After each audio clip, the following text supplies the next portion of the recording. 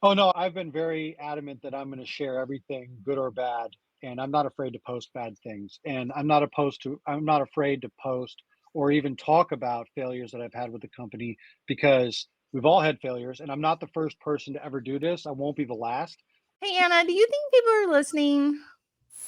Yeah, why wouldn't they be? We make business so fun.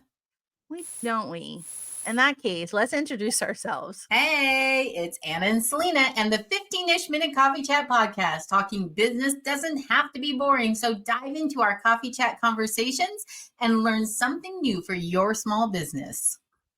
All right, go. This is what we do. This is what we do.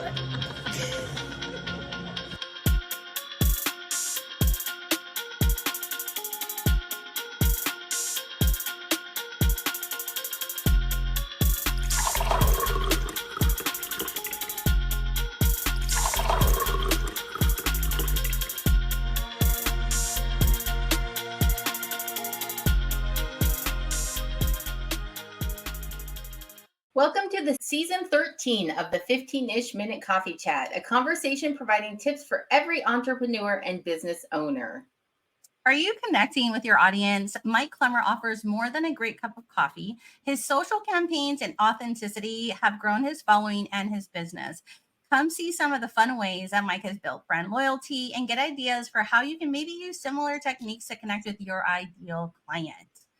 I'm so excited. I think it's always so fun when you get to connect with a small business owner that like really just done so well in that social media arena because it's hard to do. It's not easy. And I know it's got to be hard work. Like, I can't wait to ask Mike that question. Was it just overnight success? And he just walked in on his first post and that's what he did. But again, yeah. And I'm like, thanks for Yeah, saying this is the guy. I We feel need to like have this him is on. absolutely. I feel like he's the one where you can look at and be like, he started somewhere and now look where he's at. Yeah. And for a small business owner, sometimes we just have to start somewhere and start to see what resonates and what works and what doesn't work, what we're comfortable with, what we're not comfortable with, and get into that rhythm. But taking that first step can be really hard. So Yeah, I'm going to throw out I our agree. call to action really quick. Mm-hmm. Yeah. So we want to know from all of you that are here watching this show, are you connecting effectively with your audience? Give us a thumbs up or give us a thumbs down. Like when you look at the marketing pieces that you're putting out there, are you saying to yourself, yes, I'm hitting it. I'm like right in the target. Right. That's 100 points for me. Or are you Yeah. just, I don't know, maybe somebody saw it today and liked Right. it. I got 4 likes on my post, right? Yeah. No, Which is you know a what though? reality for so many. It is. It is. There's a hit or miss. Like we've had a show where we talked about sometimes it's not always just about the follower count, right? It's what happens with the people that you do have and how does that drive business to your business. But I love when we can have a guest on that has done so well so we can like peek behind the curtains and be like, Mike, tell us more. And I do want to add this, right? You all know that me and Anna are military spouses. Our husbands are both veterans. And I love that. This is also another plus for why we loved having Mike on the show. He too is a veteran. And so a lot of his content is military driven and it is so good. I shared it at dinner the other night when we went out with another military couple and we all had a good laugh at, hey, Anna, we got to bring up this one made me laugh a little bit. Look, you guys know I'm also from Hawaii. And when he had a Hawaiian character on, I laughed and I resonated with that, but I also resonated with the content. So Anna's going to bring up, we're going to bring up one of his most viewed. Okay, yeah. Is there audio share on this, Anna? Because that's like the best. Can you hear it? Oh yeah, there we go.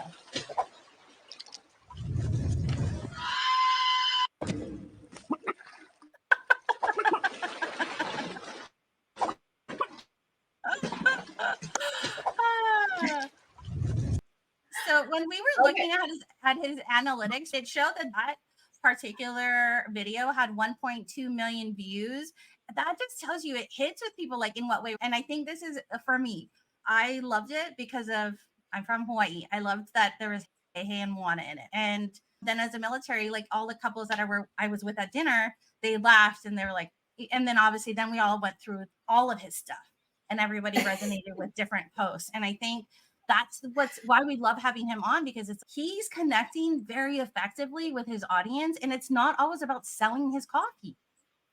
Yeah, it is And not always so about, yes. And I think that's such a key, right? Like he's created a community and not just an audience, which is something that we've talked about in previous shows. So I think that we need to pull up his bio, tell everybody a little bit more about him, and get him on here so he can tell us everything about what he does. Yeah, Anna, go ahead, read his bio. Okay, Mike Klemmer is the founder of Ariel Resupply Coffee. At the heart of the Blue Ridge Mountains, nestled in the scenic foothills of Charlottesville, Virginia, is where the captivating story of Ariel Resupply Coffee begins. Born from the passions of U.S. Army veterans, this brand holds service and community close to its heart. After 2 decades of military service and global exploration, Mike returned home to Charlottesville, setting forth on a mission that brewed close to the hearts. Inspired by the spirit of service, they embarked on crafting the finest Charlottesville coffee with a special nod to veterans, first responders, active military, and their spouses. So if that bio doesn't just say it all, right? Let me pull Mike up and add him to our stage. Hi! Yay! Hey, how's it going? For having me. I know. We're super excited to have you on to talk about this topic, right? Connecting effectively, which you do so well. Do you feel you do so well before we take our coffee cup selfie? I try. I think that it's one of the things that just being who you are, regardless of being the same person on social media as the same person you are in person, is important. People want to know that it's really you. I love it. I love it. I think that authenticity definitely shines through. Okay, let's do our coffee cup selfie and then we'll jump into questions and start talking about it. Yes, it's there. It's there. I see it. Yes. All right, guys. On 3, 1, 2, 3. Okay, that was just an imaginary photographer that snapshot that thing. That's okay. It works. We're going to put you in the power seat here, Mike, and we're going to start with the questions.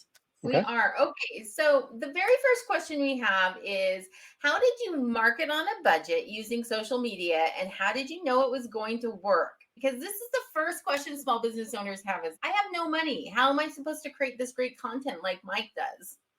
So tell us a little bit about your process. So actually, I didn't actually use any other social media platform but LinkedIn for the first, I'd say, 18 months of my business journey. And I focused on I focused on this idea of building in public. Like I wanted to build my company with the wins, the failures, all of the challenges, just be very transparent about it, because I feel like people want to see that. They want to see the story. And also, like, they know that you're human, so you're going to make mistakes. So if you share that you made the mistake and you learn, people are more accepting of you as you grow your business, and they want to work with people who will work with them. So I felt like LinkedIn was the appropriate place to do it. I actually started with 12 followers and 12 connections on LinkedIn in 2019. And I only started on LinkedIn because I was getting out of the Army. I needed something to do. I think I crossed 44,000 the other day, which is great, but it's not really about how many followers I have. It's the fact that I have so many friends that I've made on LinkedIn and other places now that I don't really pay attention to the count. It's more about how many people I'm able to interact with. Yeah. I love that you said, like, hey, this is just where I started. But it's the coming along on the journey of you building your business. People get invested in that. Like, they want to know how you do. And so I love that that's how you started it. You're like, I'm going to just bring you along. If I slip today, you saw it. We all do, right? So, I want to, sorry. Go ahead, Mike. Go for it. No, all I was going to say is I've spent on my social media alone, I've spent almost $0 promoting my social media. And I do it because you don't need to boost your social media presence. You don't need to pay for it. You don't need to, because what you don't want to do is you don't want to, like, there's a term out there for buying followers or anything else that you can do to, like, just get attention to your page. And what you don't want to do is that, because the people there's nobody organic to your page. It's actually enjoying what you're doing. It's just a number. And so when you engage with people, when you read their comments, when you engage in their comments, when you make videos about things that they say, then people become more invested in not only you and your journey, but your page, but also they become champions of your brand because they're like, hey, I know this really cool guy who's doing a lot of fun things. You need to follow him too. I think you just said something so key when you said when you make videos about the comments that they're saying, like you go the extra step of recognizing the people that are spending time on your socials, that are spending time with you, and giving them that little, I'm going to call it an endorphin boost, right? Because everybody likes to be like, "Hey, he just made a funny video about something I said on his page," right? That's a Right, right, positive feeling that people get from that. Like it or not, we spend a lot of time on social media, right? And so to have that kind of a positive interaction absolutely is going to help build that loyalty and that brand following that you have so very well developed over the last couple of years. Okay, so I'm curious, when you started with those 12 followers and you started posting on LinkedIn, what was like the one, was there a moment when you had to share a failure or a mistake that you made, we'll call it that, where you were really nervous to do that because you weren't sure what it was going to do visually for your company? Or were you just, whatever, I'm going to put it all out there? Oh no, I've been very adamant that I'm going to share everything, good or bad, and I'm not afraid to post bad things. And I'm not afraid to post or even talk about failures that I've had with the company because we've all had failures, and I'm not the first person to ever do this. I won't be the last. And somebody's going to come behind me that's going to have a very similar situation. And if they were to ever find my stuff, they at least would see how I charted my way through it. It might not work for them, but they would at least know that somebody else has gone through it and it's not the end of the world. I think one of the things that I always try to look as and say to myself is it's never as good or it's never as bad as it might seem. And so you can always find your way through things. And I've met many people through my failures who've all said, I've done that. Let me tell you what I did. And then it helped pull me through the situation as well. Got it. So it's not just you sharing, it's you getting then also the feedback from others who've gone before you. It's such a great give and take relationship. Yeah. And the military is very coming from the army, coming from the military background. One of the things that was always drilled into us was this term after action review. It's like after everything was done, what do you what went well, what went bad, what would you do again? Asking for feedback or asking or having other people like provide insights or even outside perspectives of things is something that I'm just used to at this point in my life where I'm not afraid of it. And if somebody wants to criticize what I'm doing, as long as they're doing it from a good place of like they want to like help and not just be a critic and be one of the 10% of trolls that seem to exist on social media, then I'm good with it. I'll listen. Yeah. Hey, Mike, I will tell you that my Army veteran loves to have like after action reviews after things that we do in our house. Like it translated from the Army and it's here. So thanks for bringing that up. Okay. We Hey, went grocery shopping. Let's do an AAR, right? that's right. It never goes away. I'm sorry. It will always be there. Yep, exactly. Oh my gosh. Anna, let's move on to the next question that we have for Mike. Yeah, I want to know. So I want to know, how has what you've done with your marketing, with being on LinkedIn and then eventually moving to other platforms, how has this grown your small business? Tell us about from when you started in 2019 to where you are now, because you also weathered a pandemic during that time frame, right? Did that affect you? And so what's happened over the last few years for you? So social media has been a method of continuing to build brand awareness. So there's really three things that I always try to do when I do social media, which is inform, educate, or entertain, right? Like it's one of those three things. And as long as what I'm doing does one of those, then it's going to resonate with somebody, even if it's one person. If one person sees my video and it makes a difference to them, or at least inspires them, or like they learn something from me, then I've done my job, right? Yeah, can you get a viral video? Sure. But it's not often, and you don't always think that it will be, so I don't ever plan for that. At the beginning of my journey, it was, hey, let's just forge my brand identity. What do I want Mike, my personal brand identity to be? What do I want ARC's brand identity to be? And how can I overlap or how can I play off of each other to have fun with what I'm doing? Because at the end of the day, if I wasn't having fun with this, then I wasn't going to do it. And it's grown my business because now people resonate or they react to things that I've done where they know it's from Ariel Resupply Coffee or they know it's from Mike. Like I've created a bunch of characters that I just have fun with about my time in the Army that resonate with people even outside of the military because they're like, oh, I've seen that person in my life, and here's a caricature of it, or here's satire of that. So that also resonates, and then they associate that with ARC, similar to the way that people associate Flo with Progressive or Jake from State Farm or any of those things. Yes. And it's true, right? When Yeah. you did the hammer for the first time, it made me laugh. And then I showed it to Selena, and Selena's, I know that person, right? It's my husband. It just happens to be my husband. Right. Yes. Who Can actually I? does Yeah. this. Like he does Yes. this, right? Which is Yeah. that he puts the hammer hand down on me Yeah. every once in a while. Yeah. And I'm like, don't be doing that at me. Yeah. No, no.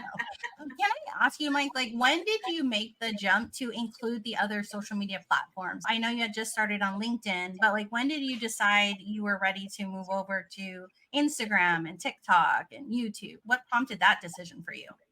So I moved over to Instagram and Facebook when I figured out how I could, and when I had all of the business profile stuff set up to make them legit business entities for e-commerce and for the commerce side so that I could ultimately sell through those two platforms, right?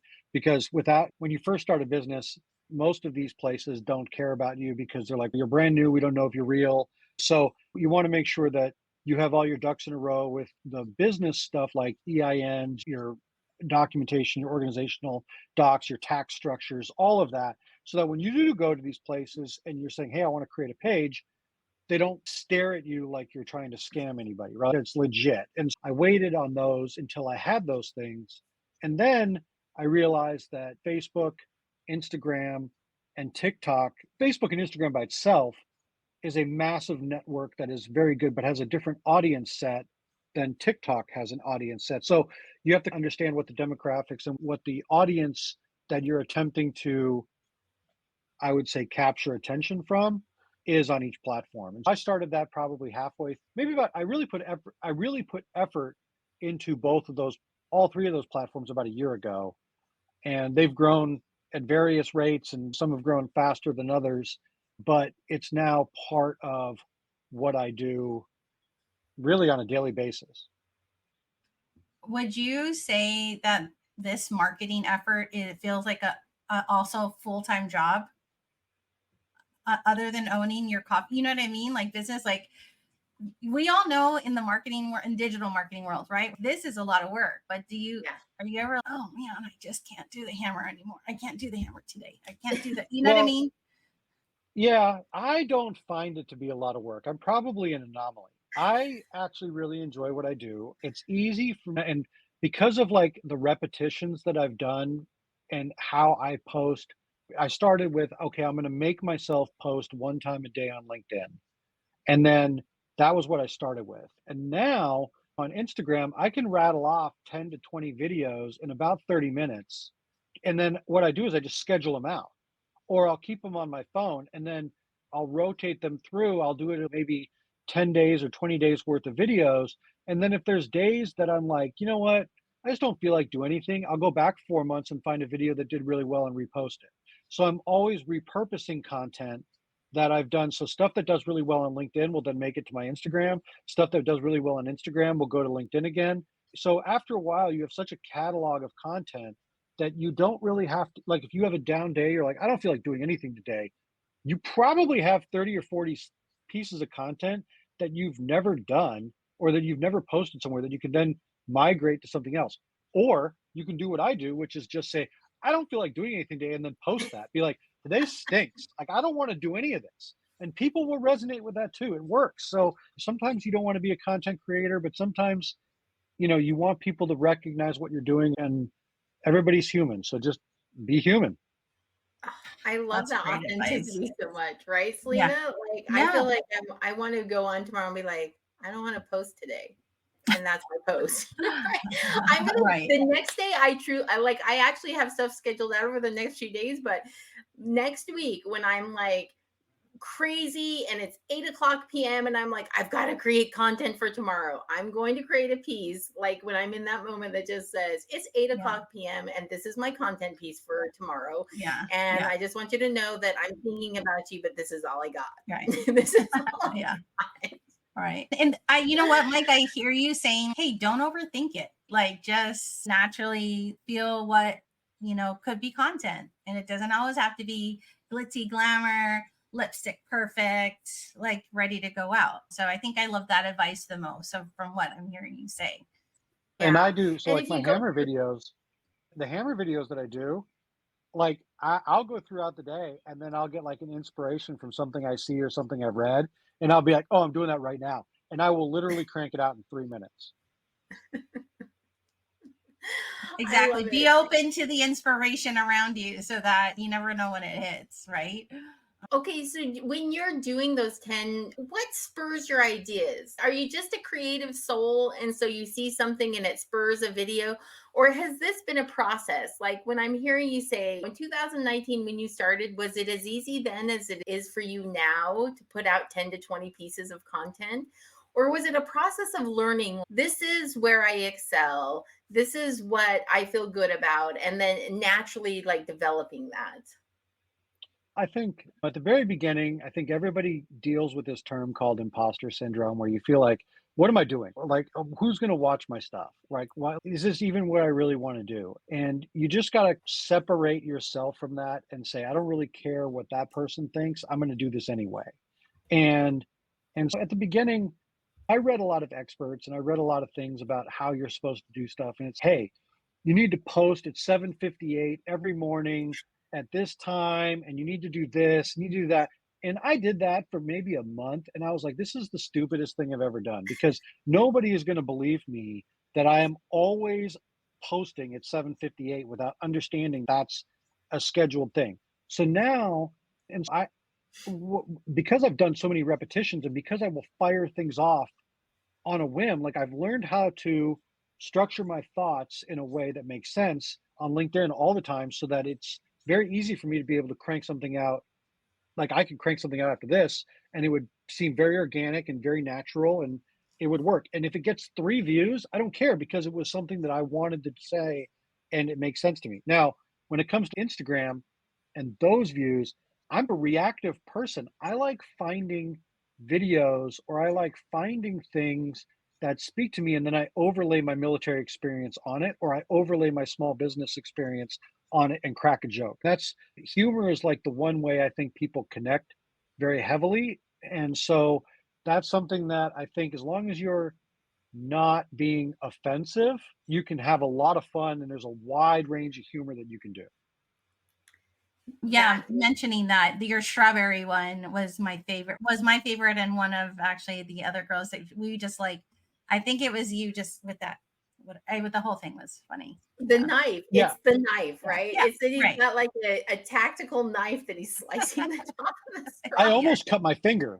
I actually almost You cut my finger really? doing that, because I wasn't paying attention to my hand. I was paying Right. attention to the camera. Yeah. And when I went like this, I felt the knife go right across my Oh, finger. I no. was like, that was close. That was close. That was fun.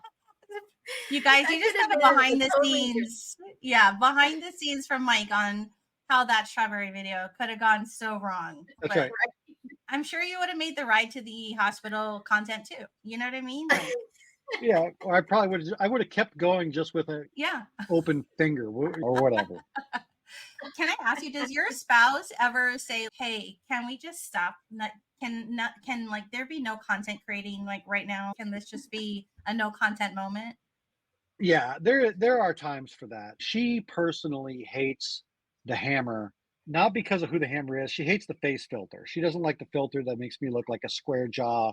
She doesn't like any of that.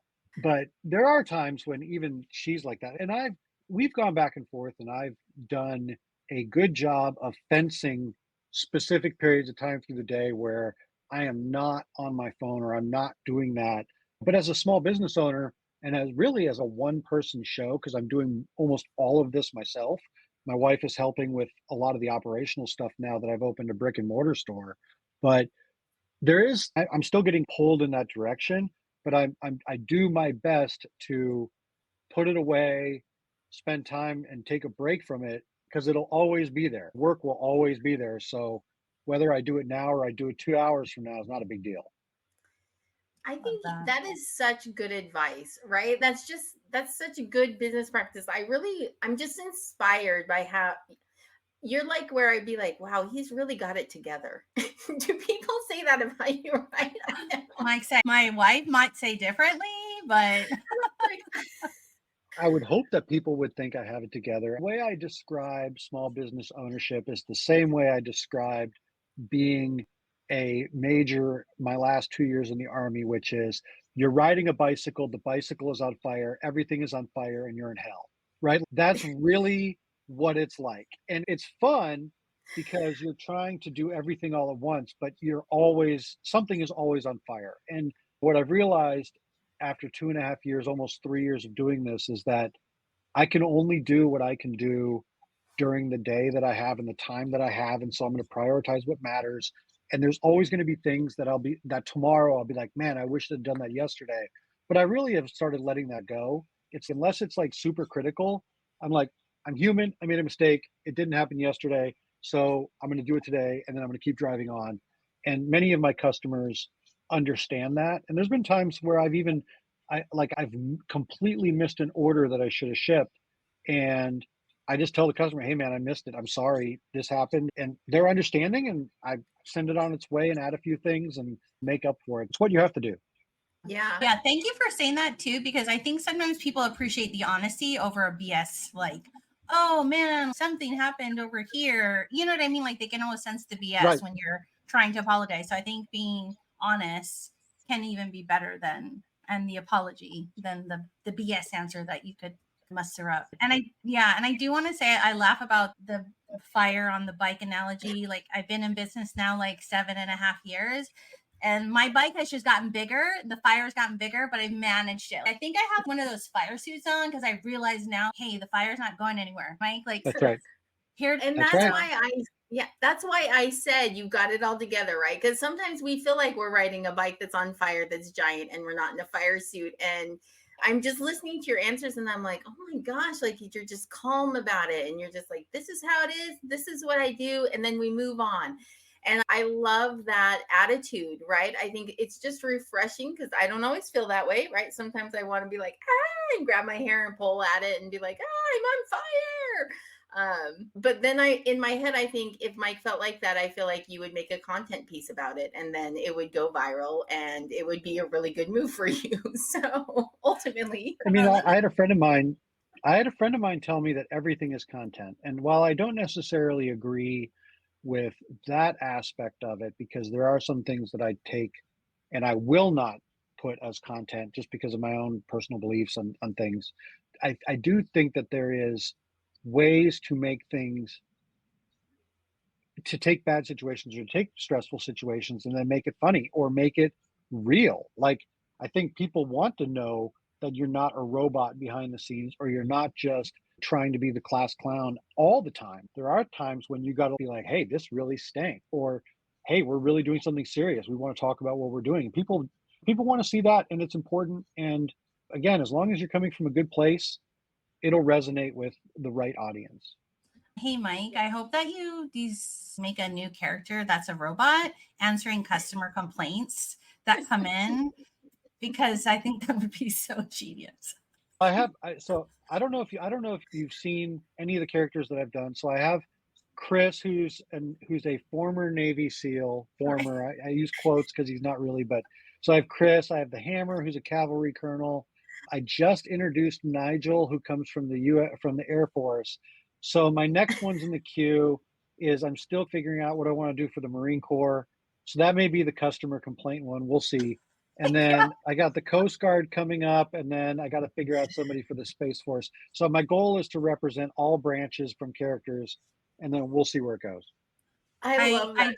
I feel like the way that you military guys joke about the Space Force guys, I hope that character flips their hair a lot when they're talking. Like the way you men are service members joke about Space Force. We'll see. Yeah.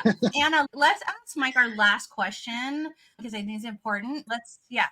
Yeah, we're at our 30-minute mark, which means we have to start to close down the show. But we do want to say, Mike, if there was one tip that you would give small business owners, knowing what you know now, what would you say to them about social media, connecting with your audience, like all the things we've been talking about today? I would say do it yesterday.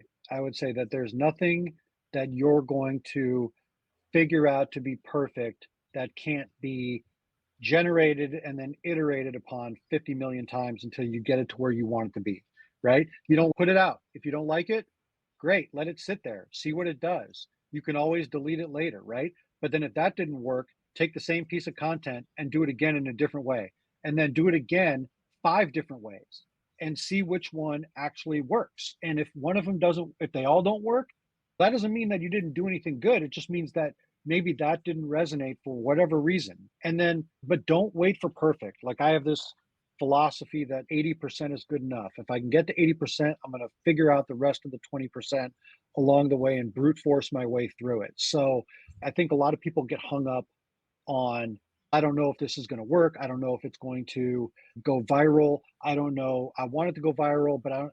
Look, if you have a brand new account, you have 3 followers, you're not going to go viral.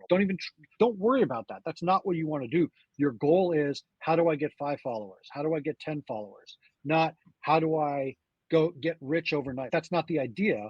Like it took me it's 5 years from now, and I just hit 44,000 followers on LinkedIn, starting from 12. So you got to go Right. through those things as you go along. Thank you. I think that's like awesome, an awesome tip to share, because I think a lot of us get stuck. I feel like I've said this word on so many, is that paralysis of being perfect. And so it makes us pause when we don't need to. Yeah. Yeah. Oh, I love it. You made an intro into the episode. But no, thank you for sharing that. I think that's like amazing. And then let's talk about, I think we're going to, Anna, unless you had a question, I want to share our toolkit for today's show. So I'm going to pop that up. So here's what we feel, right? One, we love our military community as military spouses, and I think it's very important to support each other, especially when just everything about it is fantastic. And so we want to make sure we are sharing Mike's business. And we're going to have you, Mike, tell everybody, hey, where do they go? What do you recommend their first buy should be? So you can go to arielresupplycoffee.com. And honestly, so I give 10% off to all first-time customers, military and active military veterans, first responders, teachers, law enforcement can all do GovX validation. They automatically get 10%. But you can find it there. And it really depends on what you like. The best-selling coffee I have is Firewatch, which is my medium roast. But if you're a flavored coffee person, then you will love what my daughter does, because she draws all the labels for me. So I have Freedom Kitty, which is chocolate cherry amaretto, and I have a Spring Kitty coffee because she loves cats. So she's a big cat person.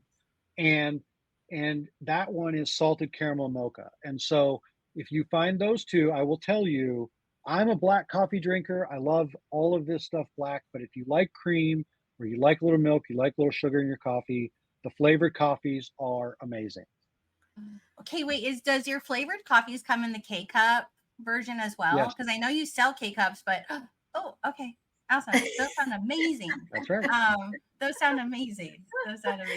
They do. And I love that you brought your daughter into your business. Can I just throw that out there? That's like that's a big, one of those big heart moments for me, where I love that you included her and her drawings. I can't wait to see the drawings on the front of the bag. Yeah. And it was important to include her because as military families, we're always moving around. We're always doing different things.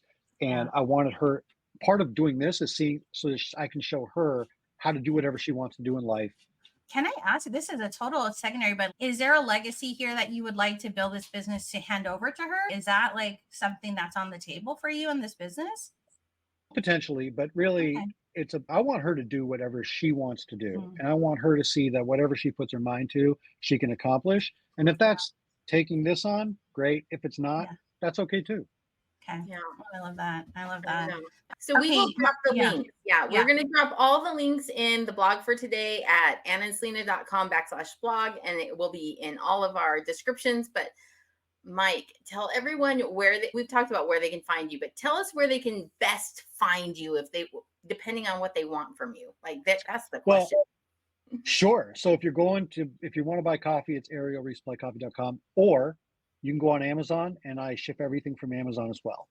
And then if you're local here in the Charlottesville area, I'm actually in Kroger, so you can go to Kroger and you can buy my coffee, or you can stop by my store, which you can find on Google Maps. So if you come through the Central Virginia area, find me there. The best way to reach me personally is through my LinkedIn, or just email, which is info@arielresupplycoffee.com. Yeah. LinkedIn's where I stalked him to get him on the show, by the way. Yeah. Mike, I wish we were on ourselves, we were like, hey, let's ask and see if Mike will say yes. And I was like, you think that's a lot of people? What if a lot of people send a message all the time? And it was like within an hour, maybe less. Yeah, sure. Would love to. And we were like, yeah, thank you so much for saying yes. That's like such a Yeah, of big deal. course. Mike, thank you so much for being on the show. And this is where Anna cuts me off because I tend to babble. So I put Oscar music on for us so we can end the show appropriately. Yes. Mike, thank you so much for being our guest on the show. I cannot wait to taste one of your kitty coffees because those are definitely my style. I hope everyone here has enjoyed our conversation today about connecting with audience and the different ways and the fun ways that you can take your social media to that next level. Go and buy some coffee from Mike. And as always, follow us on any of the Anna and Selena platforms. And you can always watch this show and all the others on any of your favorite podcast platforms. So we look forward to seeing you at the next 15-ish minute coffee chats. Thank you. Oh my gosh. Did they actually make it to the outro music? I told you this would work, Selena. Okay. Well, thanks for tuning in to today's show. Now head on over to annaandselena.com to listen to more of the 15-ish minute coffee chat. We've got over 100 episodes, all geared to making your businesses more fun and profitable.